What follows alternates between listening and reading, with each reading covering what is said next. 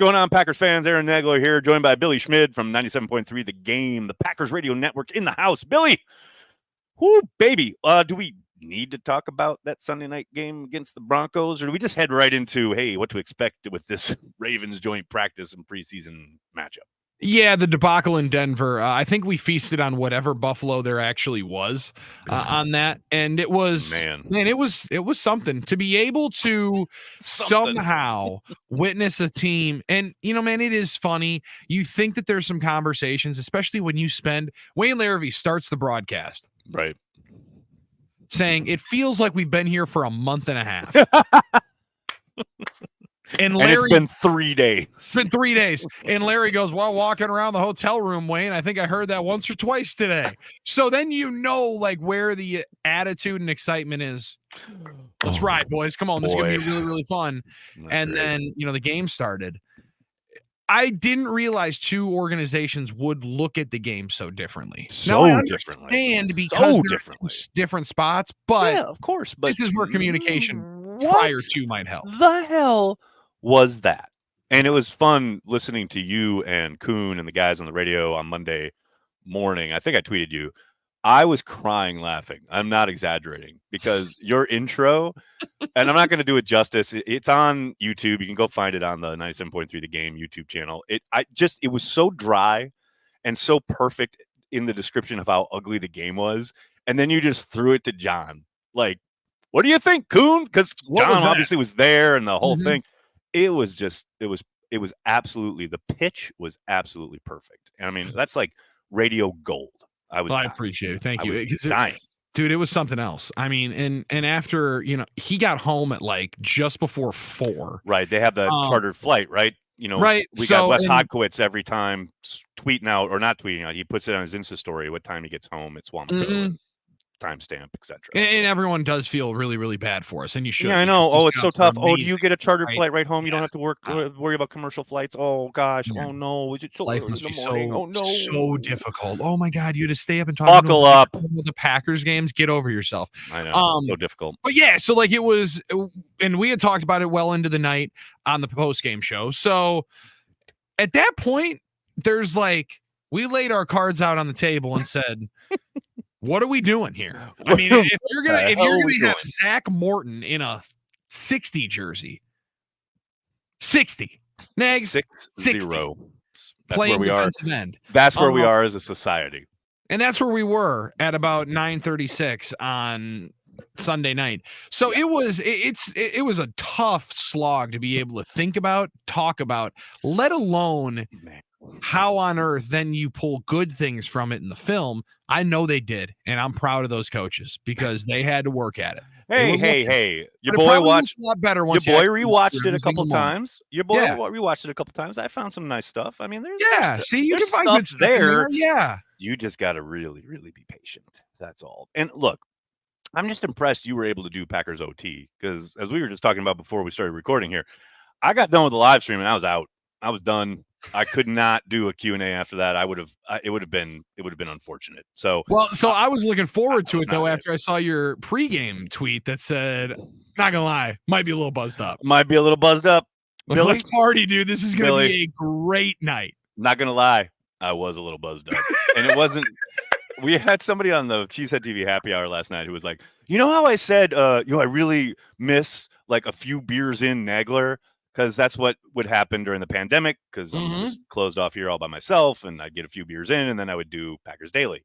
I really miss that guy. Remember how I said that? I was like, yeah, I remember. We talked about it a couple weeks ago. And he's like, wow, you really took that to the extreme on Sunday night. I was like, yeah, that was not a few beers in, Nagler. That was at the bar all afternoon, Nagler. So, preseason form for everybody. Preseason form. Yep. But and then the only kind of content I created after the game was gut reactions, which was literally just one line that said, if the Packers clearly do not care, why should I? Because that's what it felt like. And I understand Matt walked it back a little bit, right, yesterday in his presser, talking about, I was in my feelings after the game, and they did kind of bring it, and there was energy. And that is somewhat true.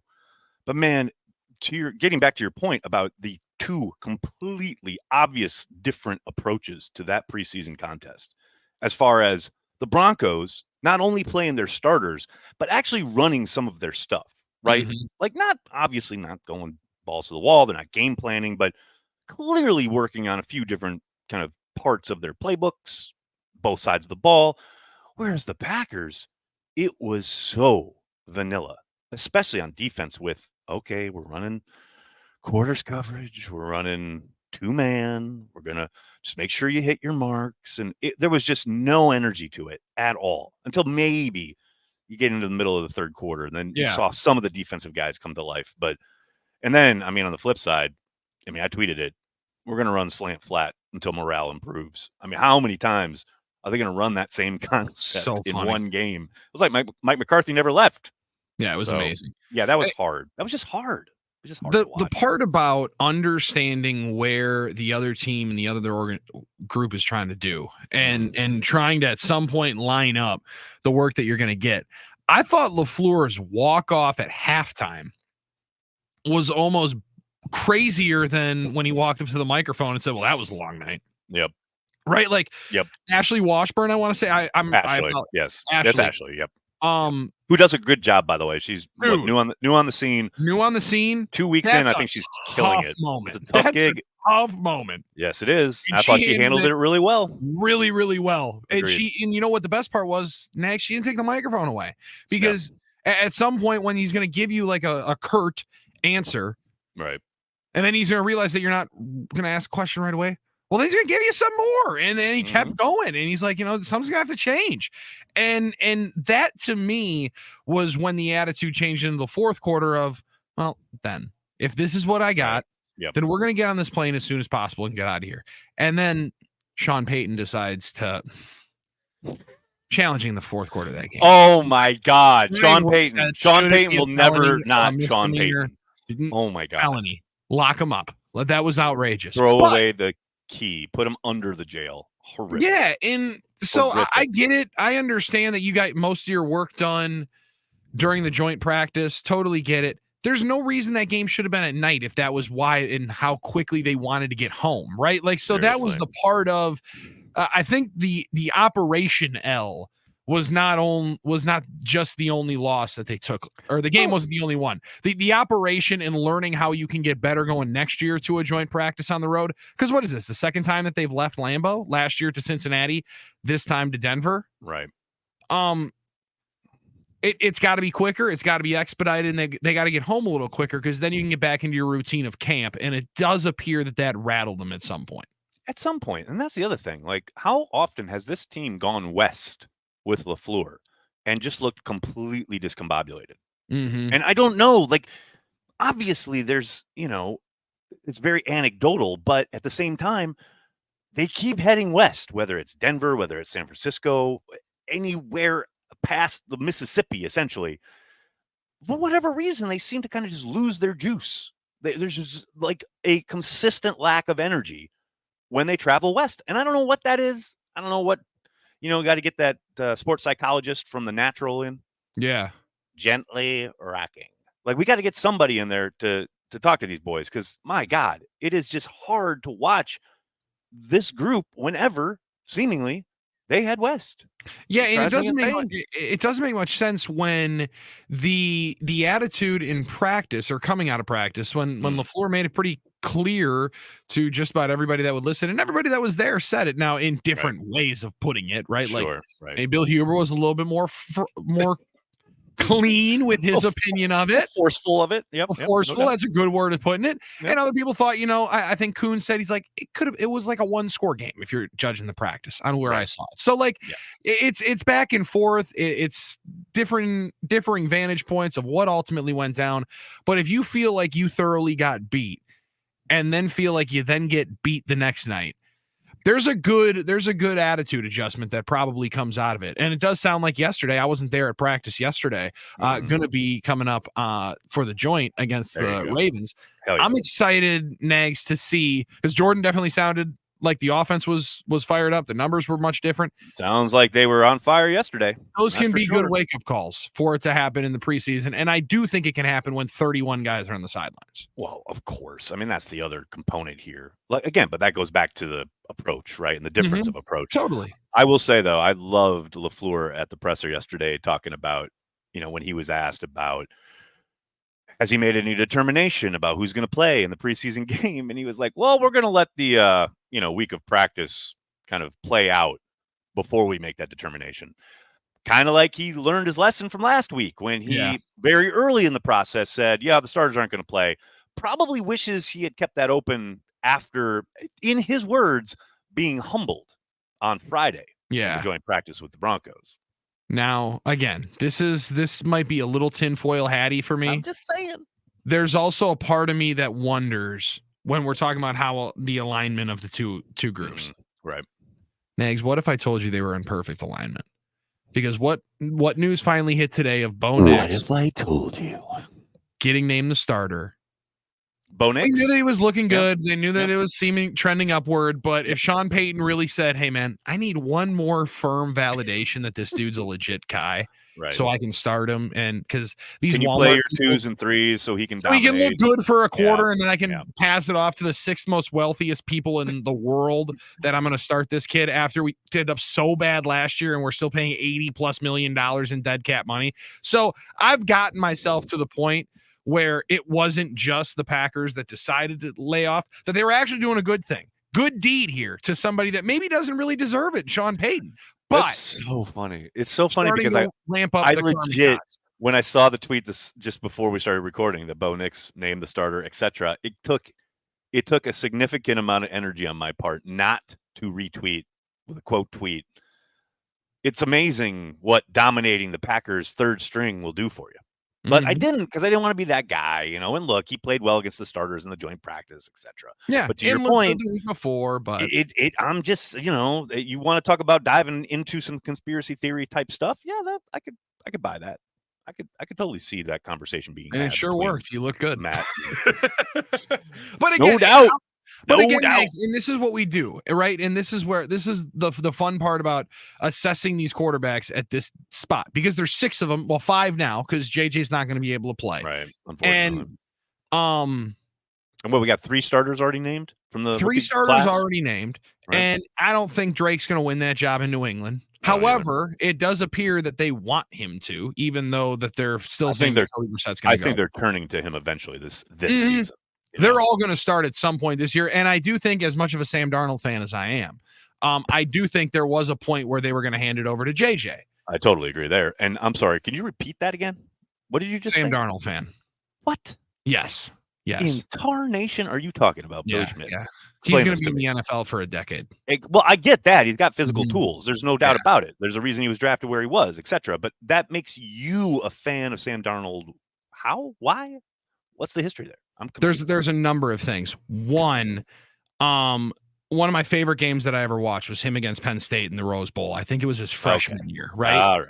Then any joker that goes through New York City as a starting quarterback for the New York Jets, then gets mono at about the relatively the same time a young Bill Schmid got mono. Okay, there's a bond here. There's a big bond that is unshakable. Yes. But then he had it on national television with him smiling in the picture, and it says mononucleosis. Yeah, he's pointing at the thing. Yeah, so and good. I'm like, wow, he got it from her.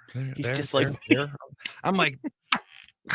So, and also, amazing. I don't think he's ever had a good shot in the NFL. I think he actually has a legitimate shot in the NFL with a good offense and a coach that I think is very, very good. I mean, he was just in San Francisco where they make any quarterback with a pulse look halfway decent. Yeah. And I also at one point last year, half cocked, said that he was going to start in the playoffs for the 49ers. And that son of a bitch, Brock Purdy. You didn't put any money on that, did you? Seemingly got to be the nicest guy around, got to be so good and so good with the media, and apparently really good with football, and had to make me wrong on that take every single day last year. So, what are you gonna do? I'm going to keep living on that hill. That Sam Darnold's going to be a competent NFL player, and he's going to have a good chance at it. Best chance he's ever had this year. Oh, zero doubt. And look, I mean, you talk about situationally and the weapons around him. I mean, my God, man. Hard not to. Justin Jefferson. You got the tight end's going to take a while, but You got a couple stud wide receivers. You got Aaron freaking Jones in the backfield. Like, yeah, I But can see it. and all of that with Darnold comes back to the point I was making with Knicks and like why we do this and why maybe we shouldn't be. I was listening to a couple of guys say this and it is spot on. We shouldn't be that surprised that Bo Nix looks good. No, That's not why at he all. was drafted. He started over 60 games in college football. Remember, we kind of did this with Mac Jones, Well, and he's where he was the okay. most Yes, all pro-ready right, guy. He was right, the right. most pro-ready guy, then But here's comes the in thing. Okay, and looks the best right away. That's not surprising. That's why he was drafted, and that's what he was billed as doing. Now no let's see in doubt, 3 no 4 doubt. years if Now, you want to pay him the second contract. putting it in perspective on Sunday night, though, especially comparison wise, because if you're a Packers fan and you're sitting here going, "Well, we've got some young quarterbacks. We've got one young quarterback who's been in the system for a year and a half now, or a year and some, and they looked incompetent, right?" To which I say, well, just again, it goes back to what they were running. Because, yes, as a guy who started 60 plus games, you know the game of football on like a very, very decent Should be a level. 400 level. Yes. So, yeah, if you're running quarters and 2-man all night, or cover 3 or what have like the most basic, simple shit. Well, yeah, I hope you look competent. I hope you look like a starter in the NFL. I mean, don't look any further than how many times did both teams call some form of boot action for their young quarterbacks to get them the quote easy completion in the flat to the tight end. Both teams did this, right? Almost every time the Broncos called it, wide open dude, layup throw, easy completion, accomplishes exactly what you set out to do calling that play. Almost every time the Packers called it, the Broncos were suffocating the tight end in the flat. Yeah. No easy outlet for the quarterback. It's just a different approach. It's just we're going to play a soft, very, very kind of neutral looking zone and or man that is not pressure based. It's not physicality based. Well, yeah, you got free releases. You got all sorts of room to work. Yeah, you get a bunch of like really easy completions. Yeah, and it should look good. All you got to do is operate it. And I would hope so. The mental thing for Peyton and the Broncos was I think they wanted him to showcase it one more time in a game setting that he would do it. Like Yeah. I then in it comes to where the two guys in Green Bay, how they looked and where they could be going, because immediately then I assume you've talked about it a number of different times because we had the couple of people that were staying up with us wanting to talk about that 27-2. Right. Obviously brought up those two quarterbacks not being suitable to be a backup if you think that you're winning a Super Bowl or trying to compete for a Super Bowl. Right.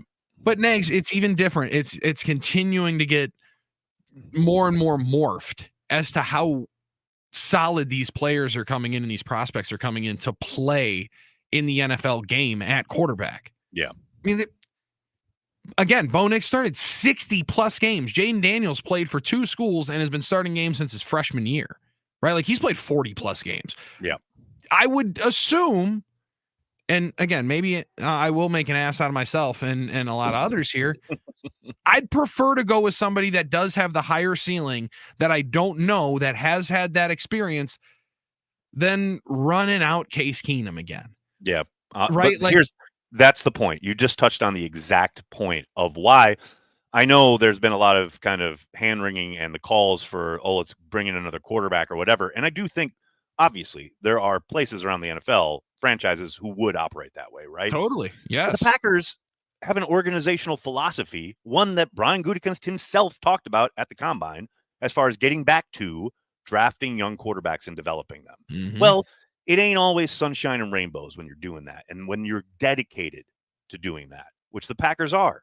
Yes, it was hard to watch on Sunday, but they would much rather continue to develop their young guys than bring in a Taylor Heineke or totally. Yeah. or Ryan Tannehill. And okay, maybe that, yeah, you can tread water for a bit, but that's not in service of anything. You want to develop these young players and live with the growing pains the exact same way they did so all throughout last season on the offensive side of the ball, especially where you saw tons of growing pains, mistakes, problems, whatever that those guys learned from. And by the way, by the end of the season, they were pretty fucking good. Yeah. They had taken those kind of learning moments, developed off of them, and became pretty damn good. So, and look, it's never linear. It's not like because you did this, this is going to happen. Right. But that's the philosophy, and that's what they're going to stick to. And I keep coming back to this in my head.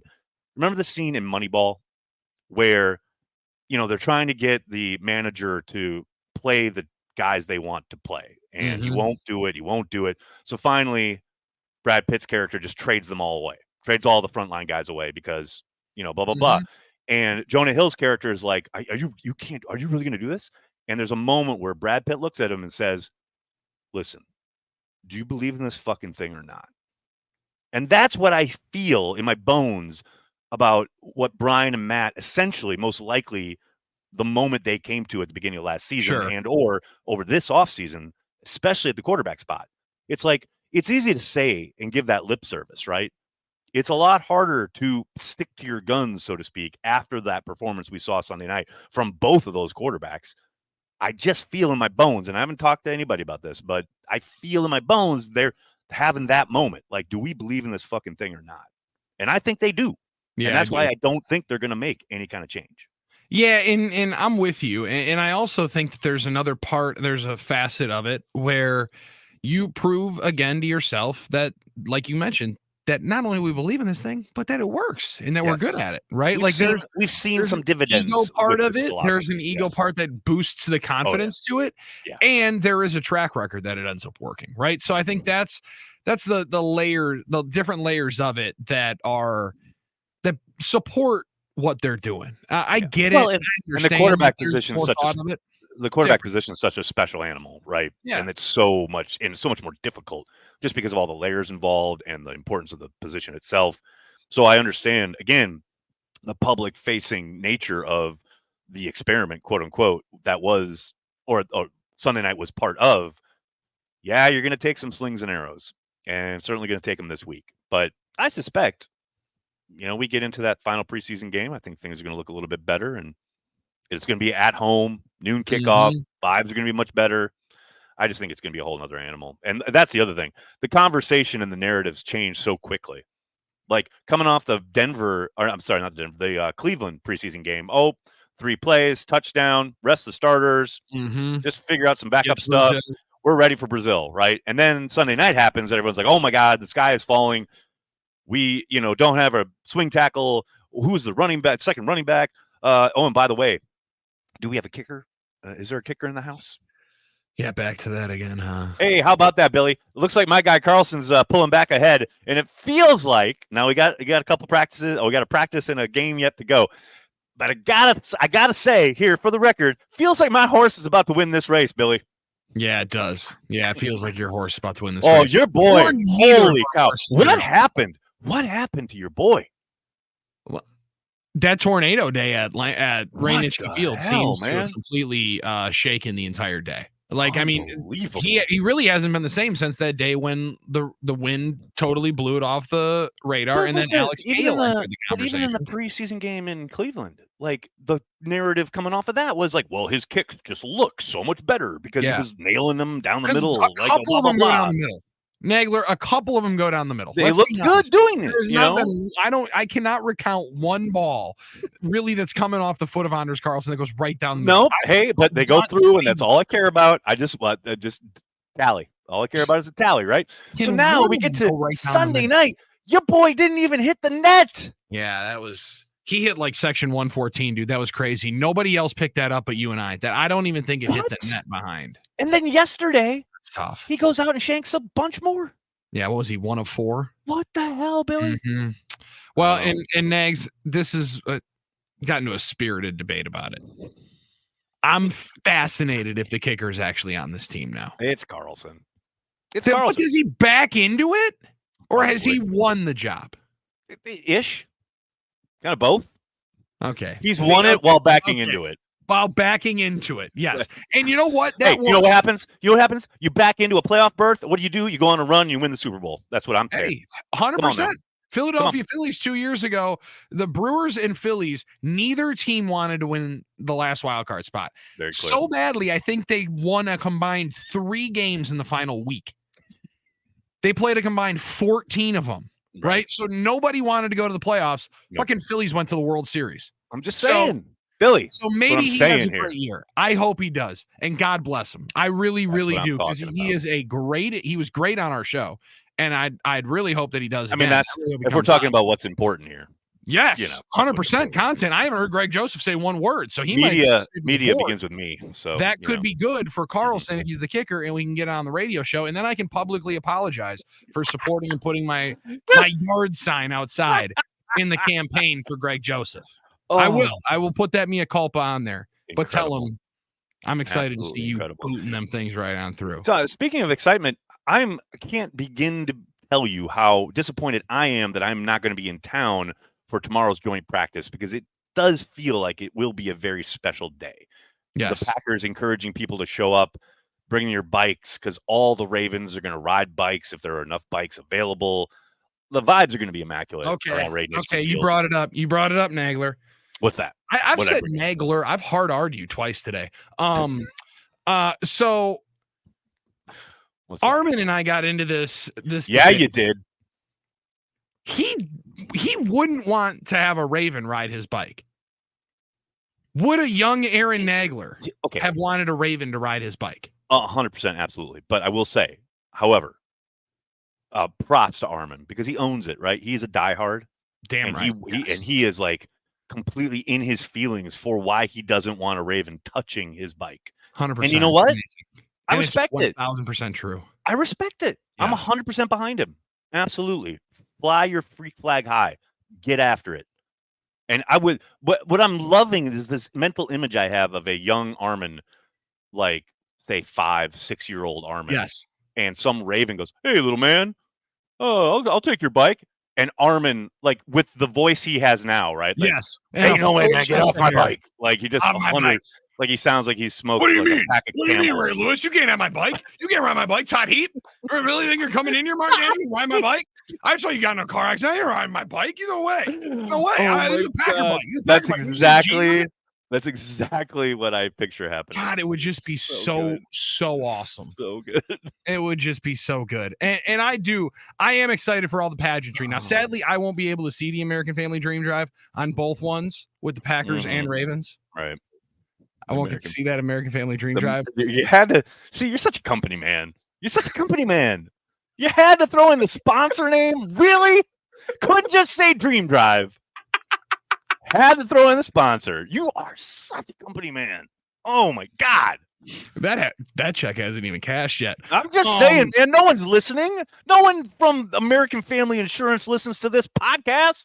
Listen, hey. No one from the Packers listens to this podcast. Hell, no one from 97.3 The Game listens to this podcast. So I don't know what you're doing. I don't know who you think you're talking to. 300,000 listeners. There's got to be a couple that are working for American Family. And you know what?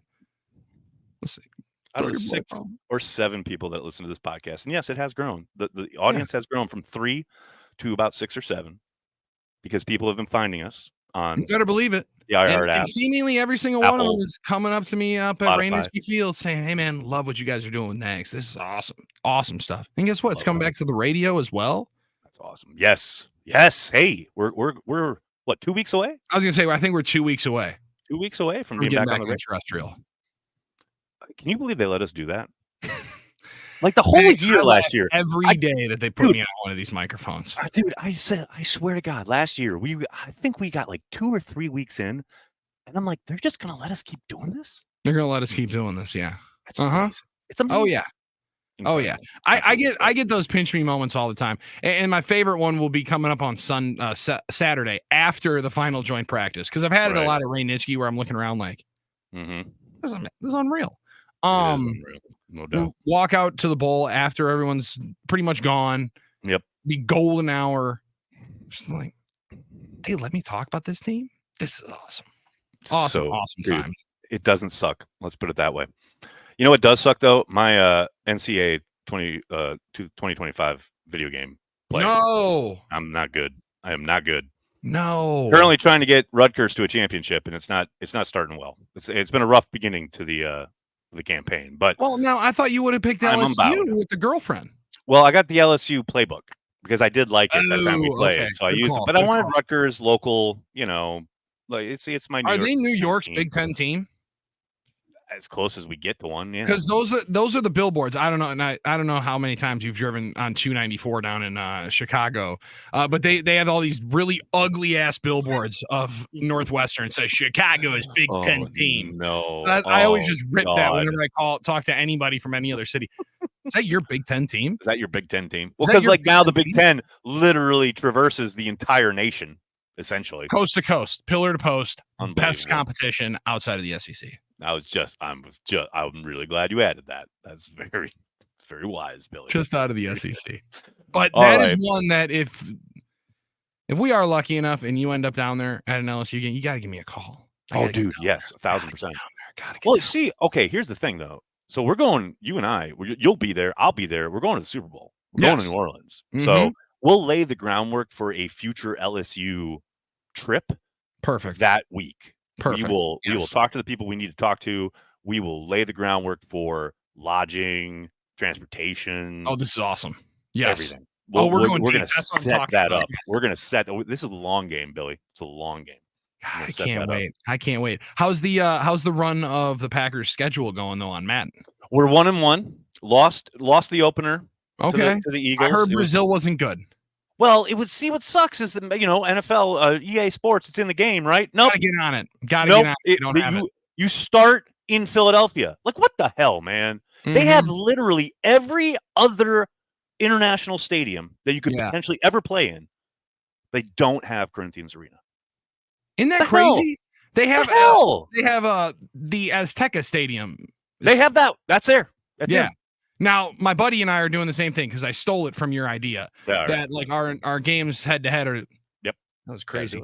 That we're just going down the list. Yep. Because they don't also have a random button on Madden where you can't randomize teams when you're playing a buddy. They don't anymore. They don't in this one. I have no buddies, so I don't know. So